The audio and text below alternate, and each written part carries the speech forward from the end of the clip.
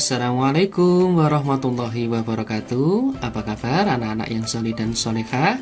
Bapak doakan semoga kalian senantiasa diberi kesehatan oleh Allah Subhanahu wa Ta'ala. Amin ya Rabbal 'Alamin. Jumpa lagi anak-anak di pelajaran yang ke-10 dengan tema perilaku terpuji. Adapun standar kompetensi yang akan kita bahas pada pagi hari ini adalah 3.9, memahami berkata yang baik, sopan, dan santun. Bagaimana? Kalian sudah siap menerima materi? Namun sebelumnya, marilah kita berdoa kepada Allah Subhanahu wa Ta'ala agar semoga kita senantiasa diberi kemudahan dalam menuntut ilmu. Berdoa mulai. Bismillahirrahmanirrahim. Raditu billahi robba wa bil islami dina wa bi muhammadin nabiyya wa rasula. Rabbi sidni ilma warzuqni fahma. Nah, anak-anak sekalian, pada materi yang pertama ini kita akan membahas tentang berkata yang baik. Silakan disimak ya.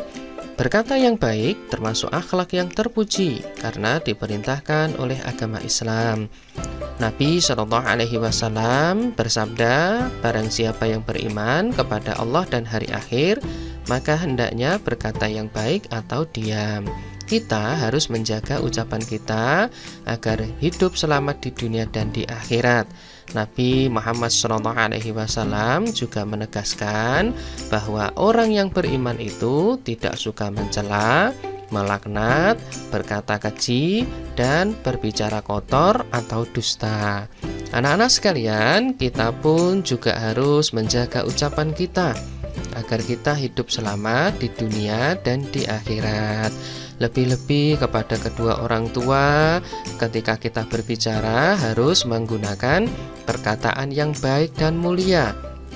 Karena Nabi SAW sudah mengajarkan kepada kita untuk senantiasa menghormati, berkata yang sopan, dan berperilaku yang santun kepada kedua orang tua ataupun kepada orang lain. Nah, berikutnya adalah sikap kita sebagai seorang anak muslim adalah yang pertama harus senantiasa berbicara yang jujur, tidak boleh berdusta. Yang kedua, ketika kita berbicara harus dengan yang lemah lembut, tidak boleh kita menggunakan suara yang keras, lebih-lebih kepada orang yang lebih tua dari kita atau kepada kedua orang tua. Yang ketiga, kepada siapapun, baik kepada orang tua, kepada teman, atau kepada orang lain, kita harus berbicara yang sopan.